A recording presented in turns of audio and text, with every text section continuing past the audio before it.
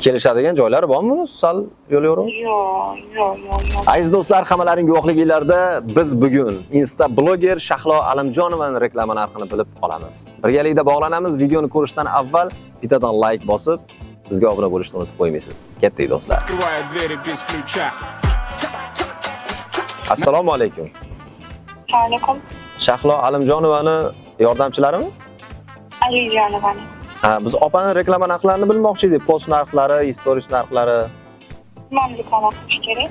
Kiyim-kechak do'konimiz endi ochmoqchi edik. Katta ochilyapti. Vodiyda. Vodiyga chiqishimiz kami 5 ming bilan boshlanadi. Eng oxirgisi 5 ming bilan boshlanadi. Yo'q, boshlanishi 5 ming bilan boshlanadi. Oddiyroq vayin bo'ladimi 5 mingga? Yo'q, oddiyroq bo'lmaydi, postga borib olinadi. Nima bo'ladi? Postga qo'yiladi, postga. Postga qo'yiladi, o'zi chiroyli qilib vayin qilib. Da. Kelishadigan joylari bormi? Sal yo'l yo'riq? Yo'q. Borish kelish harakatini o'zimizda ko'taramiz dedi.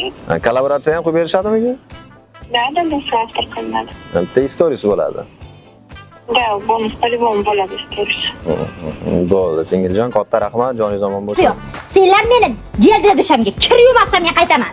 Ana aziz do'stlar, hammalaring guvohliginglarda bugun biz ajoyib Insta bloger Shahlo Alijonovani reklama narxini bilib oldik.